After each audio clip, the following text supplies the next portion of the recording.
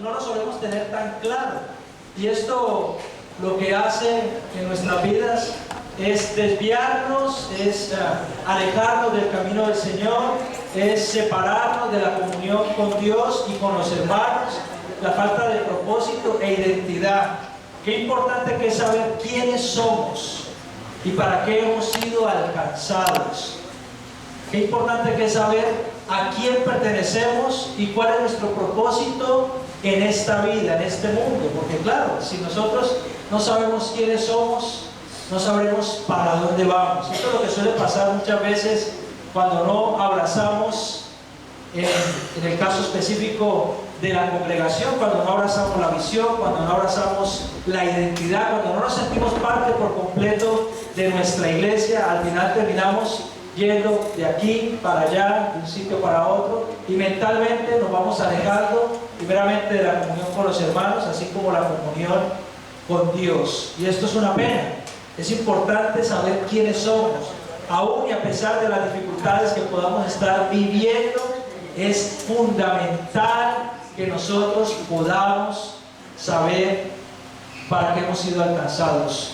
La Biblia relata allí en Primera de Pedro, capítulo 2, versículo 9, un texto fantástico que describe a la perfección lo que nosotros somos y para qué hemos sido alcanzados. Dice el apóstol Pedro en su primera carta, en la primera epístola que escribe, capítulo 2, verso 9, dice: mas vosotros sois linaje escogido, real sacerdocio, nación santa, pueblo adquirido por Dios. Fíjese, primero el apóstol describe lo que es la iglesia, primero da bastantes adjetivos acerca de lo que nosotros somos, y a continuación dice para qué somos eso. Dice: para que anunciéis las virtudes de aquel que os llamó de las tinieblas a su luz admirable. Padre, te queremos dar las gracias por tu palabra y rogamos en el nombre de Jesús, Señor, que tu palabra, que es viva, que es eficaz, toque nuestras vidas y penetre hasta lo más profundo de nuestros corazones. Que en esta mañana podamos, Señor, entender este versículo, estas palabras que pronunció el apóstol Pedro en su primera epístola, y que podamos salir renovados, cambiados, transformados, para poder ser esa iglesia que tú anhelas que seamos. En el nombre de Jesús, amén. Esta carta fue escrita por el apóstol Pedro para esos primeros cristianos que habían sido dispersados a causa de la persecución, a causa de creer en Jesucristo. Esta carta escribe para que ellos entiendan cuál es su identidad, entiendan cuál es la visión y la misión que debían abrazar, y para que supieran que no estaban solos. Ellos estaban viviendo una suerte de confusión mental. Estaban siendo perseguidos y habían perdido el propósito, habían perdido el norte. Y esto en muchísimas otras ocasiones nos suele suceder a nosotros también, cuando vienen esos vientos contrarios que son tan difíciles de solventar. Muchas veces nosotros caemos en la misma trampa, nos confundimos y nos desviamos del propósito, olvidamos quiénes somos y para qué hemos sido alcanzados. Pedro en esta carta le recuerda a estos hermanos que estaban divagando por el Asia Menor cuál era su identidad en Cristo, y les anima a vivir de una manera digna, conforme al llamamiento que Dios le había hecho. Yo les pregunto en esta mañana, ¿ustedes creen que Dios les ha llamado? Yo creo que el Señor me ha llamado. Me ha llamado primeramente para limpiarme, para lavarme, para que me pueda arrepentir, para que pueda reconciliarme con el Señor. Me ha llamado primeramente, segundo, para darme salvación, vida eterna, pero también me ha llamado para poder cumplir el propósito que Dios tiene en mi vida, para que yo pueda abrazar la visión del reino y pueda seguir adelante con lo que Él desea que yo haga. En el capítulo 2, Pedro utiliza varios términos para describir la identidad y propósito de los cristianos. En primer lugar, dice que somos linaje escogido. También dice que somos real sacerdocio. Dice que somos nación santa. Y para finalizar dice que somos un pueblo adquirido por Dios. Es decir, que nosotros hemos sido comprados a precio. Y dice la Biblia, a precio de sangre. Gloria al Señor. Todas estas descripciones que hace el apóstol Pedro provienen del Antiguo Testamento. Pedro está citando directamente Éxodo capítulo 19, versículos 5 y 6, donde Dios se dirige al pueblo de Israel como su posesión especial y como su reino de sacerdotes. Así que yo quiero brevemente que veamos lo que somos. En primer lugar, en este versículo dice que somos linaje escogido. Y es que ser parte del linaje escogido significa que hemos sido seleccionados, que hemos sido adoptados por Dios, como su familia. Este concepto de elección no se basa en nuestros méritos, porque la salvación no se gana por nada de lo que nosotros podamos hacer. La salvación es gratuita y se obtiene por fe, por la fe en Jesucristo, nuestro Señor y Salvador. Nosotros tenemos acceso al trono de la gracia gracias a que Jesús murió en la cruz del Calvario, y gracias a su sacrificio nosotros hemos sido redimidos, hemos sido lavados, hemos sido comprados, hemos sido adquiridos. Él pagó por ti, por mí, a precio de sangre, para que hoy puedas vivir y disfrutar de la salvación. Y esto es una bendición, y esa es la buena noticia que tenemos. El concepto de elección no se basa en méritos, sino en la gracia soberana de Dios, que nos escogió aún antes de que nosotros fuéramos gestados en el vientre de nuestra madre. Como hijos de Dios somos herederos y coherederos juntamente con Cristo Jesús, dice en Romanos capítulo 8 versículo 17. Así que nosotros estamos llamados a reflejar el carácter de Cristo a todas las personas que están a nuestro alrededor. Primeramente a nuestra familia, pero también a nuestros vecinos, amigos y a todos aquellos que están en nuestro entorno. Hay cosas que definitivamente no nos dejan que ese linaje escogido que somos lo podamos llevar a la práctica. En primer lugar, la falta de fe en nuestra identidad. Hay personas que están confundidas, así como el pueblo de Israel, así como aquellos destinatarios de esta primera carta del apóstol Pedro, estaban confundidos, y él les tuvo que escribir para decirles: ustedes son esto, hombre, ¿no se dan cuenta? Vamos a ver, ustedes tienen identidad. ¿Por qué están así? ¿Por qué están turbados? ¿Por qué tienen tanto temor? ¿Por qué están asustados? ¿Por qué están agotados? ¿Por qué tienen tanto negativismo? ¿Por qué hay tanto pesimismo en medio de ustedes? ¿Por qué el ánimo se ha ido? ¿Por qué ya no alaban y glorifican a Dios? Para eso les escribe el apóstol Pedro. La falta de fe en nuestra identidad en Cristo es una de las maneras por las cuales nosotros podemos perder esa identidad, podemos perder ese linaje escogido. Cuando dudamos de nuestra elección divina, podemos caer en la trampa de buscar aprobación en el mundo. ¿Y es que pasa así?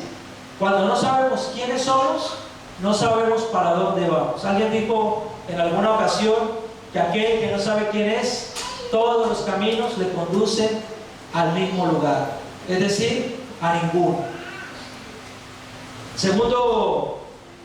La segunda característica que nos aleja de ser linaje de Dios, linaje escogido, es el pecado no confesado.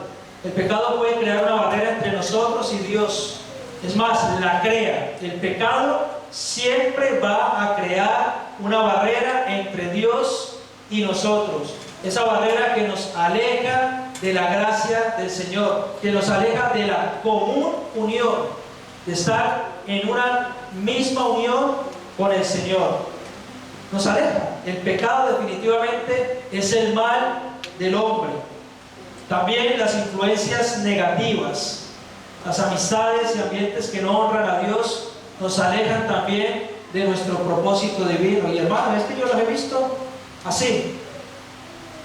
Personas que se acercan al Señor que entregan su vida, que tienen un propósito, que tienen un llamado, que están llamados no solamente para ser salvos, sino también para servir al Señor, y empiezan con un entusiasmo enorme, y al caminar el camino del Señor, que es estrecho, que es angosto, que no es fácil, caen en duda, caen en desánimo, caen en lo que había caído el pueblo, en el pesimismo, y prefieren apartarse un poco y mirar el cuadro desde lejos. Pero no estamos llamados a eso, hermanos. Estamos llamados a poner las manos en el arado.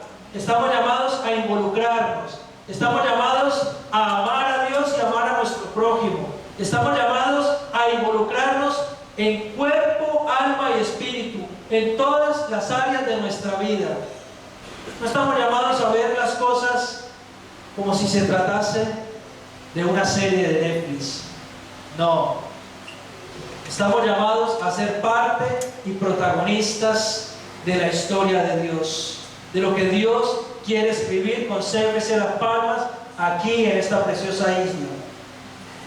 En Deuteronomio capítulo 7, versículo 6, Dios mismo le dice a Israel: porque tú eres pueblo santo para Jehová tu Dios. Así es como lo ve el Señor a nosotros.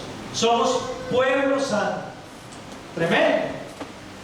Y a continuación dice: Jehová tu Dios te ha escogido para hacerle un pueblo especial, más que todos los pueblos que están sobre la tierra. Nosotros somos un pueblo santo. El Señor nos ha escogido para que seamos un pueblo especial, más que todos los pueblos de la tierra. Y esto debería a nosotros darnos una gratitud inmensa en nuestro corazón, de saber que somos ese pueblo santo gracias al sacrificio de nuestro Señor Jesucristo.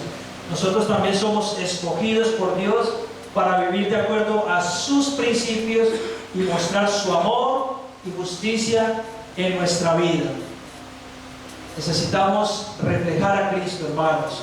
El viernes pasado, mientras nuestra hermana Eunice compartía la palabra, una palabra muy acertada que el Señor ha usado a nuestra hermana, una frase que me cautivó y que es como estos principios bíblicos que sabemos pero que no los ponemos en práctica. Y ella decía, una frase secular decía: más que hacer, debemos ser. Y fíjese, de toda la predicación rescaté varias cosas, pero eso fue lo que marcó mi corazón el viernes. Más que hacer, debemos ser. Más que hacer tantas cosas, debemos ser. Qué importante es ser. Qué importante tener identidad. Qué importante saber a quién pertenecemos y para qué hemos sido alcanzados. Qué importante es que podamos dejarnos en las manos de nuestro Señor, de nuestro Rey Salvador, y decirle: Señor, haz conmigo lo que tengas que hacer. La pregunta de esta mañana sería: ¿vives como un hijo escogido por Dios? ¿O estás viviendo como el pueblo que había sido dispersado a causa de la persecución? ¿Cuál es la persecución que tienes? La comodidad, el temor, el desánimo, la falta de economía, los problemas familiares, los afanes de la vida, la ansiedad, la depresión, problemas que nunca faltan, el ansia de obtener más cosas terrenales quizás. Hay muchas cosas que se pueden convertir en esos perseguidores nuestros y que parecen legítimos y no nos damos cuenta, pero están ahí para robarnos y para sacarnos del camino del Señor, para robarnos y sacarnos del propósito de Dios. Qué bueno es que podamos saber quiénes somos. Nosotros también somos real sacerdocio, dice el versículo. Dice el versículo que somos linaje escogido y real sacerdocio. Y como real sacerdocio, nosotros como creyentes tenemos el privilegio y la responsabilidad de interceder por otros y ofrecer sacrificios para que otros puedan ser salvos. Eso era lo que hacían los sacerdotes en el Antiguo Testamento.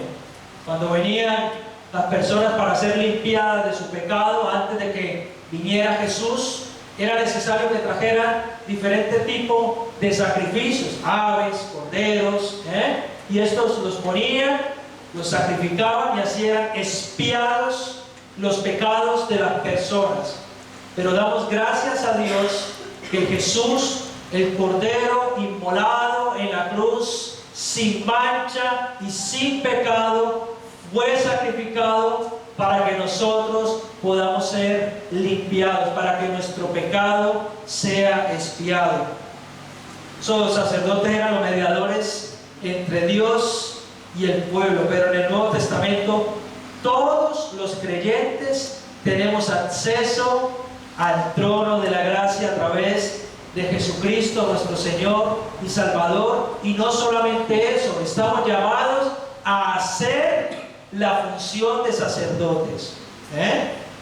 De la misma manera que los sacerdotes en el Antiguo Testamento presentaban aquellas ofrendas y sacrificios para expiar los pecados de las personas, Jesús vino y nos limpió de toda maldad, de todos nuestros errores, de todas nuestras iniquidades, y nosotros estamos llamados de la misma forma a seguir el ejemplo de Jesús y poner nuestra vida, como dice el apóstol Pablo, en sacrificio vivo para que otros puedan llegar a los pies de Jesucristo. Esa es nuestra labor, esa es nuestra misión. Linaje escogido, real sacerdocio. Todos tenemos acceso al Padre a través de Jesucristo y podemos interceder por aquellos o aquellas personas que necesitan de Dios. Nos podemos poner en la brecha e interceder a favor de los que están perdidos, de aquellos que aún andan en tinieblas, de aquellos que aún no les ha sido revelada la gracia de nuestro Señor Jesús en sus corazones. Todos nosotros lo podemos hacer. Y esto es un camino o es una carrera de fondo. Esto no es una carrera de un evento. No es una carrera de un día. Es una carrera que nos acompaña a lo largo de todos nuestros años. Estamos llamados a servir al Señor toda nuestra vida. De eso se trata. No solamente de saber que somos un linaje escogido. Linaje quiere decir que nosotros venimos de Dios. Venimos de Él, somos descendientes de Él. Linaje escogido. Pero no solamente eso, somos real sacerdocio. Hay cosas que nos alejan de ser real sacerdocio también. La falta de oración. Evidentemente no podemos interceder por otros si no oramos. Y esto es un cáncer que existe a día de hoy en las iglesias o en el mundo cristiano. Desafortunadamente nos decimos cristianos, pero la gran mayoría, un buen porcentaje, ni ora ni lee la Biblia. Y esto es una pena. Estamos llamados a orar. Estamos llamados a leer la palabra de Dios. ¿Cómo vamos a interceder por otros si no hablamos con Dios? Una lógica muy sencilla, pero básica, ¿ves? O sea, ¿estás orando? ¿Estás leyendo la Biblia?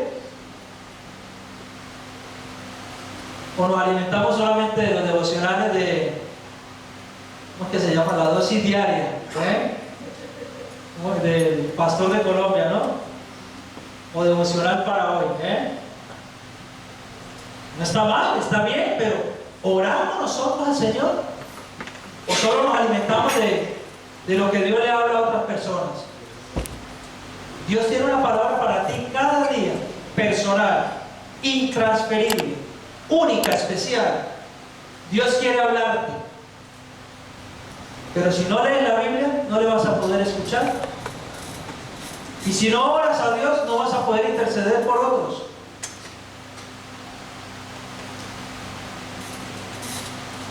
La mundanalidad es otra cosa que nos aleja de vivir como ese real sacerdocio.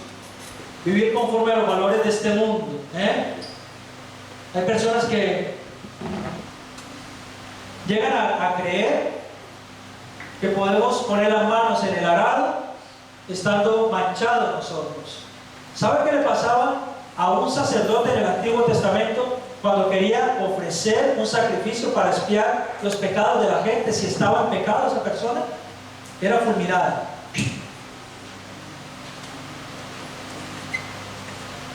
Desaparecía. El fuego lo consumía. Había temor. El sacerdote no podía entrar con el corderito para ponerlo para expiar los pecados del que venía a decir, mira, yo he pecado contra Dios por esto y lo... No, si estaba en pecado el sacerdote, era eliminado, fulminado directamente. Y en ocasiones nosotros pretendemos poner las manos en la obra del Señor sin estar a cuentas con Dios. Y es verdad que estamos cada día luchando contra el pecado, pero una cosa es luchar contra el pecado y otra cosa es perseverar en el pecado. Mire, hermano, no haga eso. No, pero es que esto me puede más, pero quiero servir. No, no puedes. Primero tienes que arreglar tu situación con Dios, vivir de acuerdo a los valores y a lo que el Señor manda antes de poner las manos en el arado. Necesitas primero ponerte a cuentas con el Señor. No puedes pretender poner las manos en el arado porque eso te va a traer malas consecuencias a tu vida. Así funciona, es el reino de Dios. Ahora, eso no quiere decir que las personas que están sirviendo son hipersantas, no. Están luchando con diferentes pecados, con diferentes debilidades, pero no están perseverando en ese pecado diciendo, ay, lo que yo hago está bien, prefiero esto a servir a Dios. Y van cayendo uno detrás de otro. Es una pena, hermanos. Pidámosle al Señor que nos ayude a vivir conforme como Él quiere.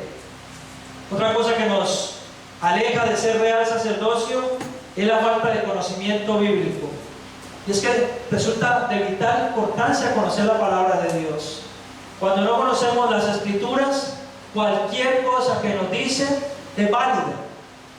Cualquier enseñanza la abrazamos. Cualquier doctrina errónea la damos como verdadera a nosotros.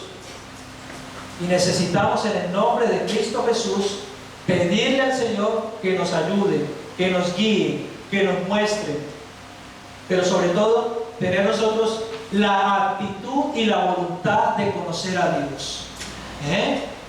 Qué bueno es cuando decimos, vamos a hacer un curso de esto, de lo otro, y las personas están con ganas, con entusiasmo. Vamos a aprender, ¿verdad? Pero si no aprendemos, si nos alimentamos de este YouTube, de este otro, de aquel otro, no oramos, no intercedemos, no leemos la Biblia y después queremos tener la razón. La falta de identidad, lo único que crea es rebeldía en nuestro corazón. No nos sujetamos a las autoridades espirituales, no obedecemos a nuestros pastores, cuestionamos lo que se nos pide, lo que se nos dice, nos enranchamos, nos enojamos. Es que somos una familia. ¿Cuántos se han criado en una familia aquí? Cuando le decía al papá o a la mamá, hagamos las cosas de esta manera, no obedecíamos. En mi tiempo yo era bien tremendo. Yo me acuerdo que mi mamá salió varias veces correteándome con la chancla voladora y tenía una puntería. Y mi papá, cuando perdió la calma porque me enamoré de mi esposa,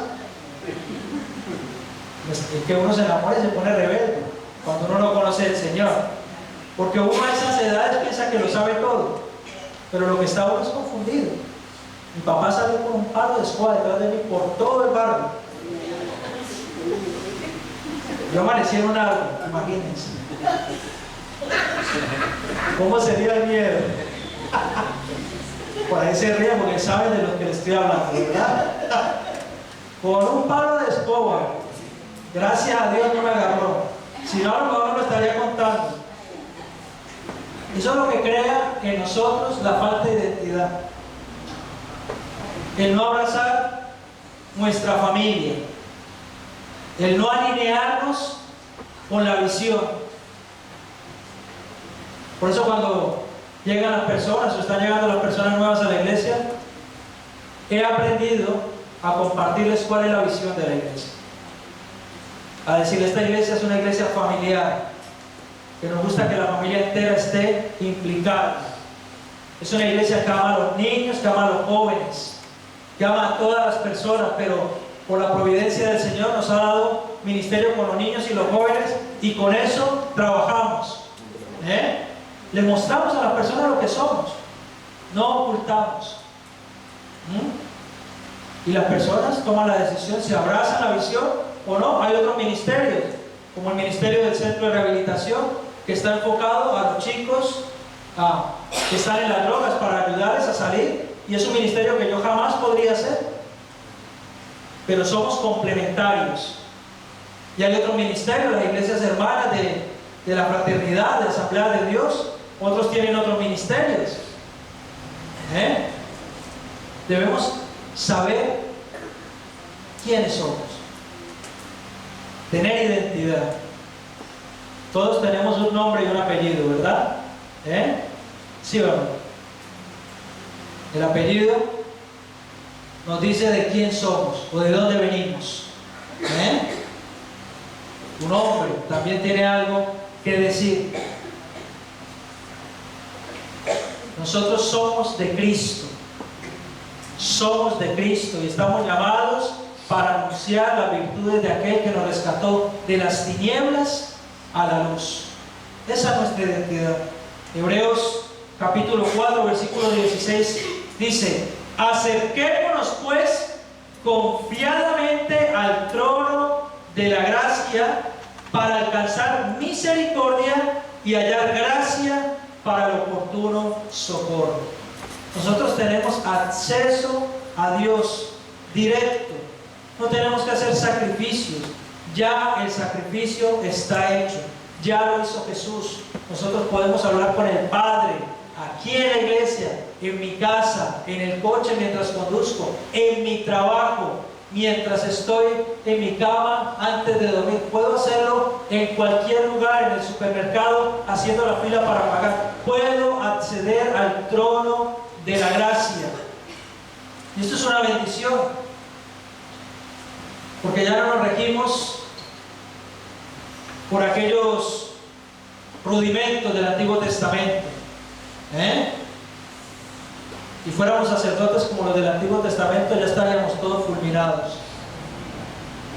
Y damos gracias a Dios que el Padre nos ve a través del sacrificio de Cristo. Por eso somos nación santa, pueblo adquirido por Dios, real sacerdocio.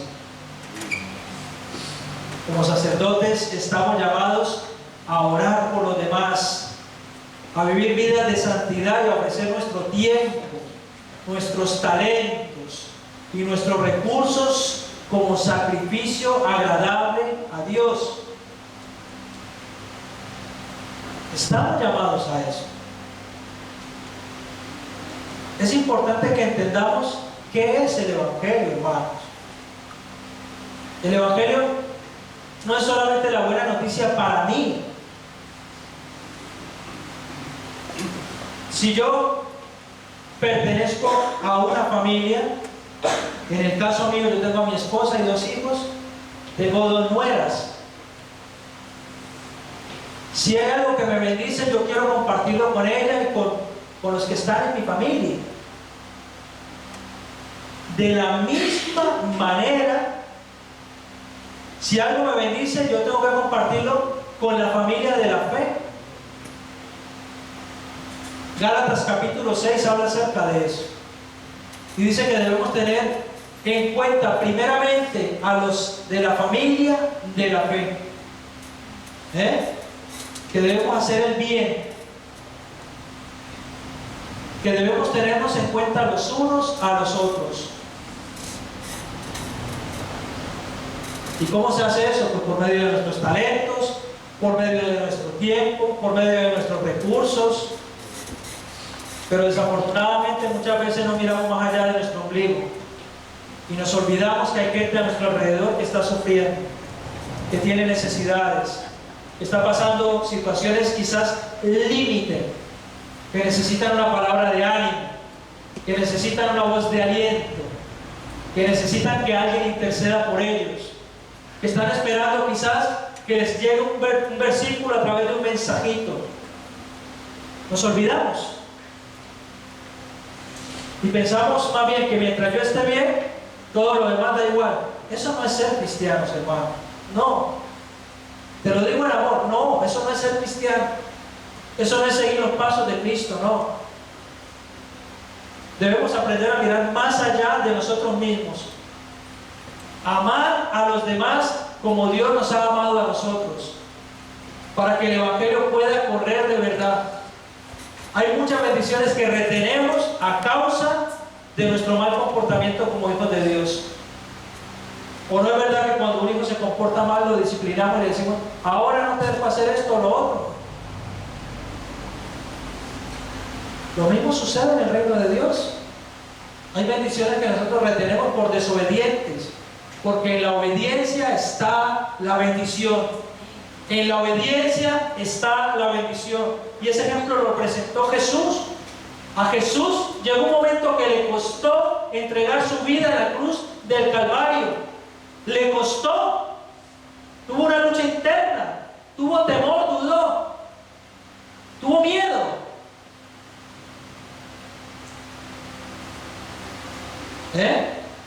Fue tentado en todo. Pero él dijo, que no se haga mi voluntad, sino que se haga la tuya, Señor. Debemos morir a nuestra voluntad, hermanos, y que el Señor haga su voluntad en nosotros, que podamos poner nuestros talentos, nuestros dones, nuestros recursos, nuestro tiempo, lo que sepamos hacer en las manos del Señor, poner las manos en el arado, para que el Evangelio pueda correr, para que otros sean salvos, para que la luz resplandezca sobre las tinieblas. ¿Estás cumpliendo con tu labor intercesora como sacerdote?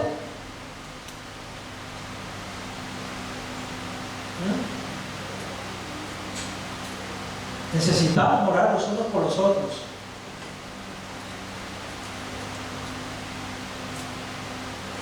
Necesitamos clamar los unos por los otros. ¿Saben por qué? Porque cuando no oramos los unos por los otros, la gente se pierde. Las personas se pierden. La mayor muestra de amor hacia mi hermano es que yo ore por él. Y cuando yo no estoy orando por las personas se marchan, se pierden.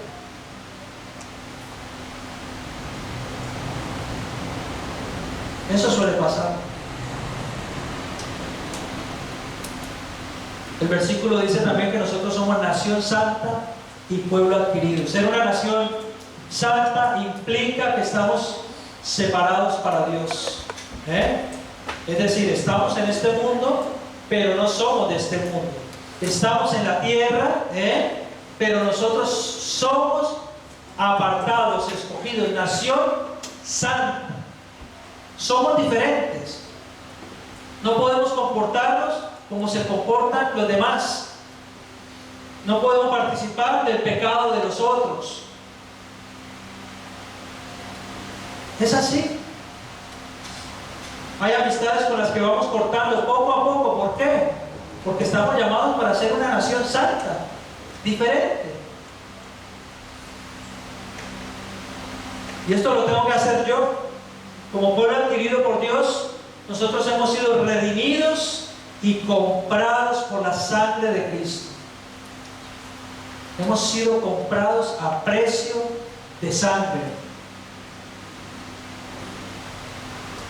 La sangre de Jesucristo es el valor que tenemos nosotros. Su sacrificio no es cualquier cosa, No es barato lo que pagó nuestro Señor. Le costó todo, le costó su propia vida. Nuestra vida debe reflejar a Cristo. Y nuestra santidad no es solamente un estado espiritual, es una manera de vivir. Es un engaño en el que podemos entrar cuando nosotros decimos: no, yo estoy haciendo las cosas bien. Pero si no nos implicamos en el reino de Dios, nos estamos autoengañando, o quizás por ignorancia no nos hemos dado cuenta que Dios no me pide un poquito a mí, me pide el 100%, el 100% de mi vida.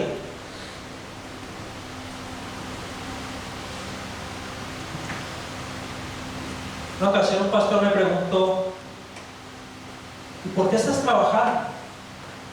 ¿La iglesia no cubre los gastos de ustedes? Le dije no. Y me dijo con un toque irónico: yo no trabajaría para mantener a la iglesia. Y yo le dije: yo no trabajo para mantener a la iglesia. Dios me da el trabajo para poder aportar a la iglesia, que es diferente, para sembrar. Estamos llamados a dar todo de nosotros. Todo. No un poquito de esto no. Como si tuviéramos una casa con varias habitaciones y le abriéramos al Señor unas cuantas habitaciones, pero otras permanecen cerradas, como que Dios todavía no puede entrar allí.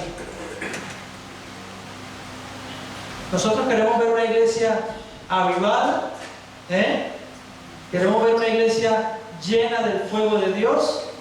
Queremos ver una iglesia donde las personas se conviertan a Cristo, donde las personas se arrepientan. Primero debemos ser iglesia. Debemos ser, antes que pretender hacer muchas cosas. Y es importante que seamos lo que Dios dice que somos. Y si no lo sabíamos, necesitamos aprenderlo. Necesitamos aprender a saber qué somos para el Señor, para Dios. Y esto es una buena noticia. No es cualquier cosa. No cualquier pueblo puede decir que es pueblo adquirido por Dios. No cualquier persona puede decir que es real sacerdocio, que es un linaje escogido. No cualquiera puede decir eso, hermanos. Hay cosas que nos alejan de ser una nación santa. La falta de compromiso. Sin compromiso es difícil vivir en santidad. Necesitamos estar comprometidos con la obra de Dios. Mire, yo estoy seguro, mire, hay hermanas, ustedes, voy a abrir mi corazón un momento, ¿vale? Quiero que lo tomen bien, que lo puedan gestionar de una manera madura. Muchas veces el enemigo trae desánimo también a nosotros, y en ocasiones hemos tenido que estar acompañando personas, orando por personas y estando hechos un desastre nosotros.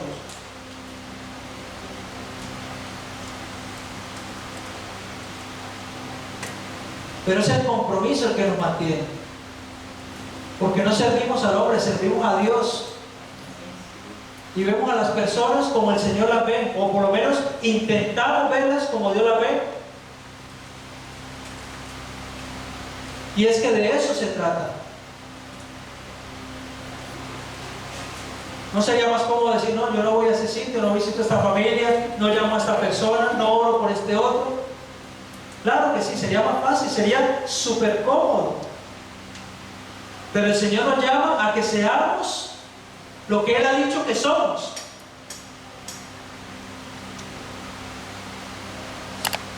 Nos aleja de ser nación santa también el conformismo. Adaptarnos a las normas del mundo en lugar de seguir los estándares de Dios. En vez de seguir como el Señor quiere que nosotros vivamos, todo eso nos aparta de la santidad. No nos deja ser una nación santa, nos mancha. ¿Qué es más fácil? ¿Una persona levantar un peso de 100 kilos o 100 personas levantar un peso de 100 kilos?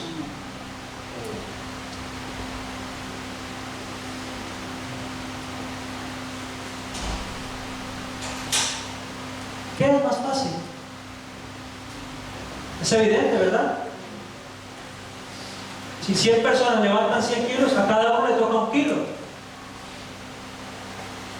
Pero si una persona tiene que levantar 100 kilos, pues quizá le sale una hernia, ¿no? Termina con el ombligo inflado, cansado, o en la espalda, ¿no? Doliéndole. Es más fácil repartirnos las cargas, y eso hace parte del compromiso. Y cuando estamos comprometidos con el Señor, entonces podemos ser una nación santa. La gente va a ver, va a decir: wow, qué bonita esa iglesia, cómo se aman, cómo viven, cómo se abrazan, cómo están pendientes los unos de los otros. Algo que nos aleja también de ser nación santa es la falta de comunión. Y es que la santidad se vive definitivamente mejor en comunidad, en comunión los unos con los otros.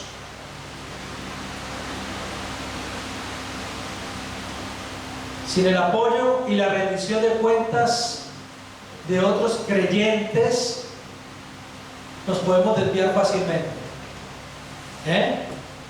Cuando yo soy un cristiano que hago lo que quiero, cuando quiero, como quiero, donde quiero, entonces le cuesta abrazar la visión, le cuesta tener la identidad, le cuesta saber para qué ha sido alcanzado. Vive de emociones y va buscando satisfacción emocional en un lugar y en otro, esperando sentir el calor o el fuego o el tembeleque. Pero esto es una carrera de fondo, hermanos. No es algo puntual. Si sientes eso, gloria a Dios. Pero no te quedes con eso, eso es algo eventual. Estamos llamados a correr la carrera de fondo.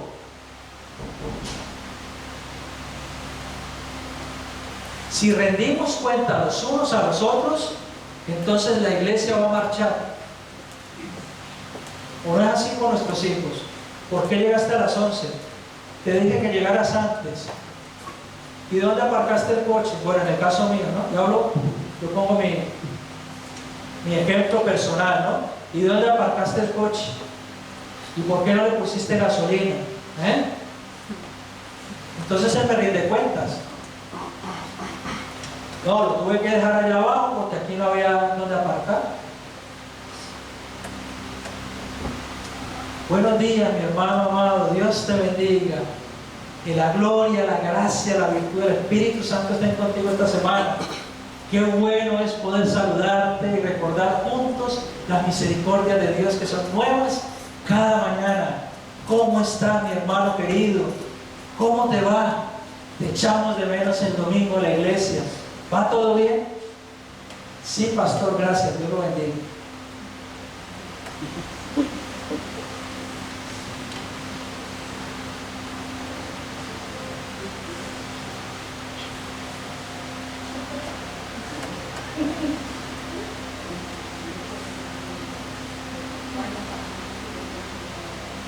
Unos porque no se les escribe y otros porque se les escribe.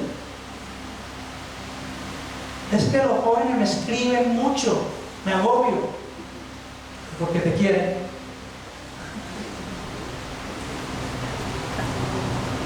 A mí nunca me escribe la pastora un mensaje. ¿Escribe tú?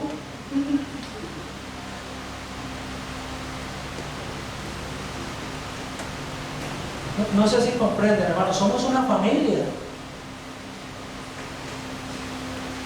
Y si alguien no tiene la iniciativa, tómala tú. Todos estamos llamados a hacer eso que dice el versículo. No solamente 2 o 3. A mí me encanta mi hermanito Rancés, todos los días, si yo escribo le pone buenos días, pastor, Dios lo bendiga, ¿cómo amaneció? Y yo le respondo, hermanito Rancés querido, ¿cómo estás? Dios te bendiga. ¿Cómo va el día? Estoy trabajando aquí en Marzagán. Y me cuenta ahí sus peripecias artísticas de oficial de primera. Y yo no me entero mucho, pero le digo, ah, qué bueno. Y no sé qué, y entonces le puse el nivel y tal, y que eso estaba así tal, y me estaba aplicando, y yo, ah, sí, qué bueno. Pero qué bonito que es ser familia, ¿verdad? Y yo le cuento a él también, hermano, estoy muy ocupado, tengo el campamento, esto y lo otro, tal, no sé qué, no sé qué. Eso es bonito. Qué lindo, ¿verdad? Estamos llamados, hermanos, a hacer lo que Dios dice que seamos. En Levítico capítulo 20, versículo 26 dice: habéis pues de serme santos, porque yo Jehová soy santo y os he apartado de los pueblos para que seáis míos. ¡Wow! ¡Qué tremendo Dios, No nos quiere compartir con otros dioses ajenos que nosotros mismos levantamos, desafortunadamente, que nosotros mismos lo levantamos para idolatrar los otros dioses, otras cosas que roban el lugar de Dios. Estamos llamados a vivir de manera diferente al mundo, demostrando nuestras acciones y decisiones que pertenecemos a Dios y que somos guiados por el Espíritu Santo. A eso estamos llamados.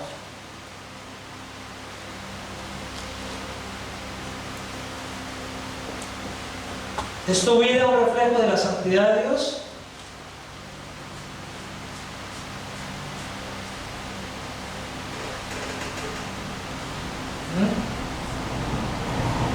Un hermanito con el que hablo también, Diego, me encanta porque en su último trabajo en el que he estado, me decía, no, que se quedaba mirándolo porque él se sentaba a comer y él se ponía a orar. Se quedaba mirándolo como aterrado, diciendo, ¿y este de dónde salió? Pero ya después le decían, Diego, ¿no quieres orar por los alimentos? Porque ha entendido que es pueblo adquirido por Dios, nación santa, real sacerdocio. Y siempre con esa ilusión, no, estoy orando por mis compañeros. Yo sé que hay unos que se ríen, pero no pasa nada. Porque ese es el precio que hay que pagar. No vamos a buscar la aprobación de los de fuera, siendo lo que somos. Da igual lo que piensen de nosotros. Somos hijos de Dios. Hemos sido alcanzados. Hay un precio que ha sido pagado. Hay una sangre que ha sido derramada. La sangre de Cristo nos ha limpiado. Hemos sido comprados a precio de sangre.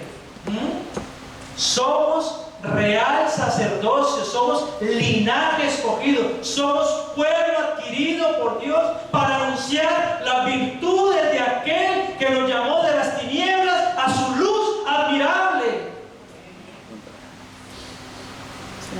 Pertenecemos a una familia, la familia de Dios.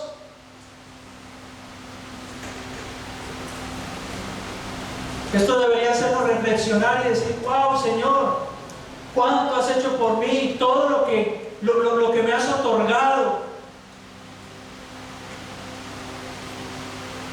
Hacernos ver lo que somos realmente. Debemos ser. Qué importante ser. Qué importante. Como linaje escogido,